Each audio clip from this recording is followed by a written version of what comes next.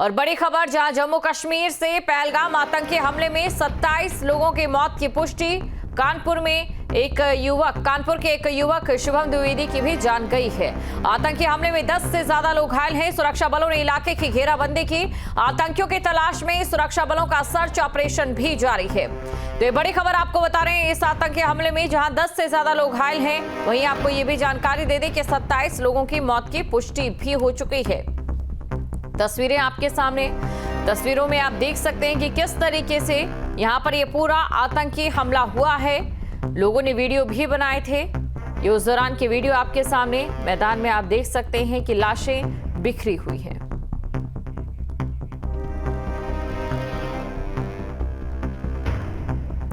और इसी खबर पर अधिक जानकारी के साथ कानपुर से श्याम हमारे साथ जुड़ चुके हैं।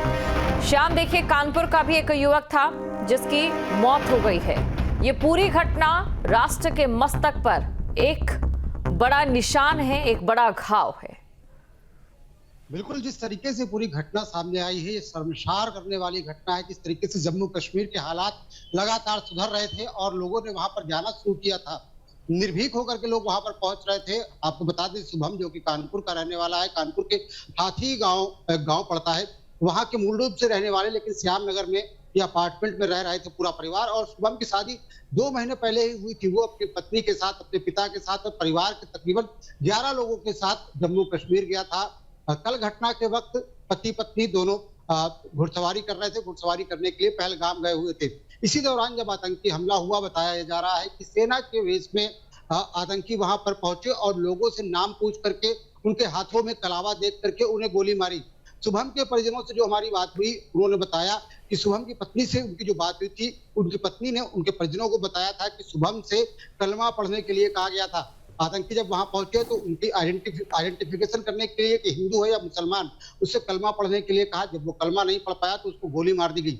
इसी दौरान आतंकियों ने उसकी पत्नी से कहा कि जाओ, अब बताना अपने देश के प्रधानमंत्री मोदी को किस तरीके से यहाँ पर घटना को अंजाम दिया गया है। तो ये वो हालात है जो शुभम की पत्नी ने अपने घर वालों को बताए हैं। बहरहाल हम दिखाना चाहेंगे कि ये वो अपार्टमेंट है जहाँ शुभम का परिवार रहा करता है और शुभम के परिवार के जो तमाम लोग हैं, कुछ देर पहले तक यहाँ पर मौजूद थे। उसके चाचा के लड़के और तमाम दूसरे रिश्तेदार इस घर पर आए हुए थे। लेकिन अब वो यहाँ से जो पैतृक गांव है हाथीपुर, इसके तकरीबन यहाँ से 20 किलोमीटर दूर स्थित हाथीपुर गांव है, वहां के लिए रवाना हो चुके हैं। जो परिजन है वो कल शाम तक तो इस बात को लेकर के आशंकित थे कि उनकी जो शुभम की मौत हुई है या नहीं हुई है, क्योंकि ऑफिशियल डिक्लेरेशन नहीं हुआ था। लेकिन देर रात तक शुभम की मौत का ऑफिशियल डिक्लेरेशन हो गया और इसके बाद शुभम के जो परिजन है वो इस बात का इंतजार कर रहे हैं कि उसका शव कब कानपुर में पहुंचेगा। आपको बता दें कि शुभम शादी के बाद लगातार घूमने जाने की बात कह रहा था और उसके बाद वो अपने परिजनों के साथ कश्मीर गया। 11 लोग कश्मीर गए हुए थे। आपको बता दें कि जब ये पूरी घटना हुई तो क्योंकि कश्मीर का ये जो इलाका है पहलगाम का ऊंचाई के क्षेत्र पर है जहां पर ये गोलीबारी हुई है, तो ऐसे में तमाम लोग जो कि बुजुर्ग थे, जिनकी उम्र थोड़ी सी ज्यादा थी, उन्हें नीचे रोक दिया गया था। तो घटना के वक्त केवल शुभम और शुभम की पत्नी वहां पर मौजूद थे। आतंकी वहां पर पहुंचे, शुभम का आइडेंटिफिकेशन किया कि वो हिंदू है। जब वो मुतमईन हो गए तब उसके बाद बताया जा रहा है कि उसको सिर से सटा करके गोली मार दी, जिसके बाद उसकी मौके पर ही दर्दनाक मौत हो गई। इसी दौरान आतंकियों ने मैसेज देते हुए उसकी पत्नी से कहा कि जा करके बता देना अपने देश के प्रधानमंत्री मोदी को कि यहाँ पर इस तरीके की घटना को अंजाम दिया गया है। तो ये पूरी घटना बेहद दुखद है, पूरे देश को स्तब्ध कर देने वाली है। हालांकि जिस तरीके से गृह मंत्री मौके पर पहुंचे और जिस तरीके से वहां पर सर्च ऑपरेशन चलाया जा रहा है, उम्मीद यही की जा रही है कि जिन्होंने भी इस घटना को अंजाम दिया है उसको सख्त से सख्त सजा मिलेगी और सरकार उन्हें छोड़ने वाली नहीं है। लेकिन तमाम घर के चिराग इस घटना में बुझ गए हैं। बताया जा रहा है शुभम अपने घर का इकलौता बेटा था, जिसको बड़े लाल प्यार से परिवार वालों ने पाला था और पूरी उम्मीदें परिवार की उसके कंधों पर थी। वो पत्नी जिसकी अभी हाथों की मेहंदी थोड़ी सुर्ख थी, क्योंकि शादी को भी कुछ समय हुआ था, वो उसने अपना सुहाग खो दिया है। परिवार ने अपना चिराग बुझ गया। इसी तरीके के तमाम और लोग, देश के वो लोग जिनके घर के लोगों की मौत हुई है, उनके घरों में शोक की लहर है और एक आक्रोश है लोगों के मन में कि बेगुनाह लोगों को गोली से उड़ाया गया। उनका कोई दोष नहीं था। वो अपने सपने को पूरा करने के लिए, कश्मीर को देखने के लिए, कश्मीर की वादियों में सैर करने के लिए गए थे और इन बेगुनाह लोगों को आतंकियों ने मौत के घाट उतारा है। तो ऐसे में लोगों में गुस्सा इस बात को लेकर के है कि आतंकियों ने इस घटना को क्यों अंजाम दिया और वो देश की सरकार से लगातार यही उम्मीद कर रहे हैं कि आतंकवादियों को कठोर से कठोर सजा दी जाए जिस तरीके से इस घटना को अंजाम दिया गया है। बहरहाल शुभम का जो यहाँ परिवार था, उसके चाचा, उसके परिजन और तमाम दूसरे रिश्तेदार जिनको पता चला घटना के बारे में, वो यहाँ आकर के एकत्र हुए थे और थोड़ी देर पहले वो हाथीपुर स्थित गांव के लिए रवाना हो गए। जी बिल्कुल, देखिए पहलगाम में बैसरन घाटी जहां पर ये पूरा हमला किया गया, सुनियोजित साजिश है बहुत बड़ी, क्योंकि बड़ा सवाल ये कि यहाँ पर जिस तरीके से सुरक्षा बल तैनात नहीं होते हैं, पहाड़ी क्षेत्र होने की वजह से और सबसे ज्यादा ऊंचाई में था, और दूसरी तरफ अगर हम बात करें तो यहाँ पर घने जंगलों में छिपना आसान था, जहां से आतंकी आते हैं और आसानी से वहां से चले भी जाते, इसीलिए इस जगह को निशाना बनाया गया। बिल्कुल, आतंकियों ने ऐसी जगह को चुना जहां पर वो आसानी से पहुंच सके और उसके बाद उनका फरार होना, उनका छुपना थोड़ा सा आसान हो जाए, इसीलिए इस जगह को चुना गया। और सैलानी भी इस जगह पर इसी वजह से जाते हैं कि उन्हें प्राकृतिक नजारा यहाँ पर देखने को मिलता है। पिछले सालों में जिस तरीके से जम्मू कश्मीर के हालात में सुधार आया, वहाँ की स्थितियां सुधरी, सुरक्षा बलों ने एहसास दिलाया लोगों को कि यहाँ अब कुछ भी गड़बड़ नहीं है और लोग जा सकते हैं, आ सकते हैं, पूरे कश्मीर में कहीं पर भी घूम सकते हैं। ये हालात लगातार सुधर रहे थे, लेकिन ये जो कायराना हरकत हुई है, उसके बाद एक बार फिर से लोग सोचेंगे कश्मीर जाने के लिए। जिस तरीके से घटना सामने आई, उसके बाद लोगों के दिलों में खौफ पैदा हुआ है। और आतंकियों की अगर बात की जाए तो उन्होंने कहीं ना कहीं मैसेज देने का प्रयास किया है कि अभी भी जम्मू कश्मीर से आतंकवादियों का सफाया नहीं हुआ है, आतंक का सफाया नहीं हुआ है, क्योंकि लगातार वहां पर हालात सामान्य चल रहे थे। लोगों को लग रहा था स्थितियां सुधर रही हैं और जम्मू कश्मीर प्रगति के पथ पर आगे बढ़ रहा है, वहां पर सैलानी वापस आ रहे हैं और वहां के लोगों की जो इनकम है वो बढ़ रही है। तो ऐसे में ये जो पूरी घटना है, एक तरफ आतंकियों ने जहां संदेश देने की कोशिश की कि सब कुछ सामान्य यहाँ पर नहीं है, अभी भी वो हालात को खराब कर सकते हैं, वहीं कहीं ना कहीं जम्मू कश्मीर के जो स्थानीय लोग हैं, जो कश्मीर के स्थानीय लोग हैं, उनको भी इसका खामियाजा भुगतना पड़ सकता है, क्योंकि इस घटना के बाद से लोगों में दहशत पैदा होगी और बहुत कम संख्या में लोग वहां पर जाना पसंद करेंगे। क्योंकि इसके पहले भी कुछ दिनों पहले एक बस पर हमला किया गया था, आतंकियों ने बस पर हमला किया था, उसमें भी कुछ लोगों की मौत हो गई। तो उसके बाद ये बड़ा हमला, इसमें लोगों को चिन्हित करके मारा गया। तो ऐसे में कहीं ना कहीं ये संदेश देने का प्रयास किया गया कि हिंदू वहां पर सुरक्षित नहीं है, क्योंकि कुछ दिनों बाद, या कहा जाए 1-1.5 महीने बाद ही अमरनाथ की यात्रा शुरू होनी है। उसके पहले इस तरीके की घटना को अंजाम देना कहीं ना कहीं एक मैसेज देने का प्रयास है कि जम्मू कश्मीर अभी भी सुरक्षित नहीं है, यहाँ पर आतंकियों के अड्डे हैं और आतंकी यहाँ पर अपनी मर्जी के मुताबिक घटनाओं को अंजाम दे सकते हैं। ऐसे में अब सरकार का एक्शन क्या होगा, कितना सख्त एक्शन होगा, क्योंकि बिल्कुल सरकार की ओर से क्या कदम उठाए जाते हैं और किस तरीके से इस पूरी वारदात का, इस पूरी आतंकी कायराना घटना का बदला लिया जाता है, ये देखने वाली बात हो गई। और देखिए कुछ आंकड़ों की हम बात कर लेते हैं यहाँ पर श्याम। 2024 की अगर बात करें तो 2024 में 25 लाख से अधिक पर्यटक जो हैं कश्मीर घूमने आते हैं, जम्मू कश्मीर घूमने आते हैं, और उनमें से अकेले ऐसे 22 लाख पर्यटक थे जो पहलगाम आए। इसके अलावा अगर बात करें पिछले 3 महीनों की तो 6 लाख पर्यटक थे घूमने यहां पर आए, लेकिन उसमें से 5.5 लाख पर्यटक जिन्होंने पहलगाम को चुना। यानी कि अंदाजा आसानी से जो टेररिस्ट थे उन्होंने ये लगाया होगा कि पहलगाम एक ऐसी जगह है जहां पर कम समय में वो ज्यादा से ज्यादा जानहानि कर सकते हैं।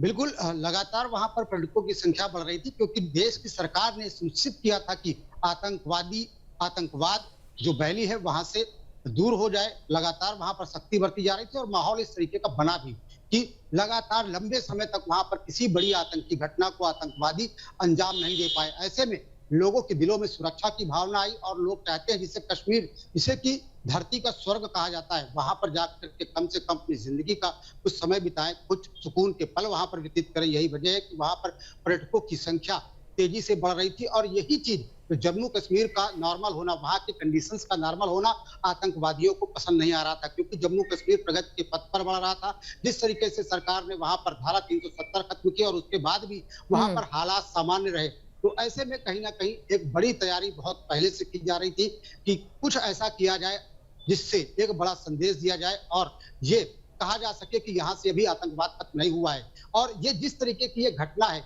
आम आदमियों को मारना, बेगुनाह लोगों को मारना, नाम पूछ करके मारना, उनसे कहना कि कलमा पढ़ो, जिन लोगों के हाथों में कलावा बंधा हुआ था उनको तो ऐसे ही मार दिया, जिनके नामों में शक था उनके नाम पूछे गए और उस पर भी अगर लोगों को कुछ शक हुआ उनको, उनसे कहा गया कि कलमा पढ़े और महिलाओं को वहां पर छोड़ दिया गया। उनसे कहा गया कि जाइएगा, बताइएगा अपने देश के प्रधानमंत्री को कि यहाँ पर किस तरीके की घटना को अंजाम दिया है, किस तरीके से लोगों को मारा गया है। तो ये जो पूरा एक मैसेज है कि आतंकवाद वहां पर जिंदा है, तो एक तरफ जो वहां की अर्थव्यवस्था है उसे बिगाड़ने का काम करेगा। जो तमाम पर्यटन वहां पर पहुंच रहे थे उन्हें उसमें गिरावट आएगी। वहीं दूसरी तरफ जो स्थानीय लोग हैं जिन्हें रोजगार मिल रहा था, जो सुकून की ओर आगे बढ़ रहे थे, जिन्होंने दशकों तक जम्मू कश्मीर में आतंकवाद का दंश झेला है, डर करके रहने को मजबूर थे, वो भी नॉर्मल जीवन की ओर बढ़ रहे थे। लेकिन इस घटना के बाद कुछ समय तक तो कम से कम वहां पर डर का माहौल रहेगा। और इसके अलावा क्योंकि सरकार का एक्शन भी वहां पर होगा, तो ऐसे में तमाम ऐसे लोग जो इस घटना से प्रत्यक्ष अप्रत्यक्ष रूप से जुड़े होंगे वो भी प्रभावित होंगे और एक डर की लहर वहां पर देखने को मिलेगी। लंबे समय तक जो पर्यटक है वो वहां जाने से बचेंगे। वहीं दूसरी तरफ जो आतंकवादी हैं उनके ऊपर सरकार एक्शन जरूर लेगी, लेकिन एक मैसेज जो वो देना चाहते थे कि अभी भी उनकी मौजूदगी घाटी में है और वो वहां पर किसी भी तरीके की घटना को अंजाम दे सकते हैं, उसको वो देने में सफल रहे हैं। हालांकि सरकार की तरफ से दावे किए जा रहे हैं, प्रधानमंत्री जिस तरीके से सख्त नजर आए इस पूरी घटना को लेकर के और उन्होंने अपना विदेश दौरा रद्द कर दिया।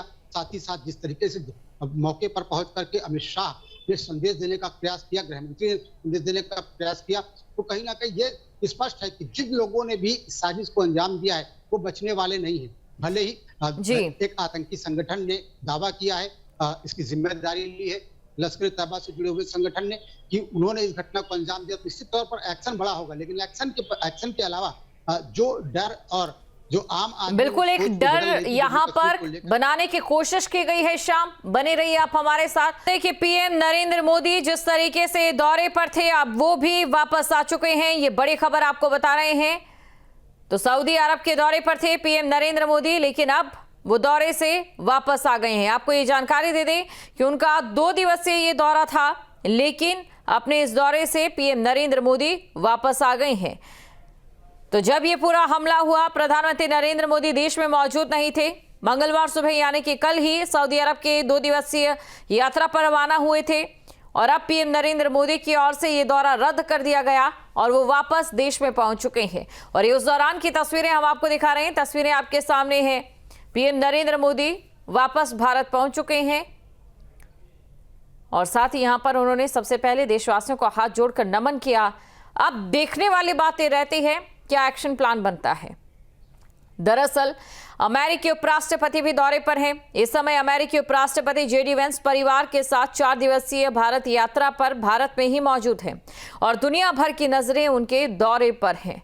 वैश्विक मीडिया भी भारत आया हुआ है। ऐसे में आतंकी क्या बताना चाहते हैं वैश्विक मीडिया को, ये यहाँ पर एक बड़े सवाल खड़े करते हैं। पीएम नरेंद्र मोदी वापस पहुंच चुके हैं और लगातार अमित शाह भी कश्मीर में मुस्तैद हैं। अब किस तरीके से ये पूरी रणनीति बनती है ये देखने वाली बात है।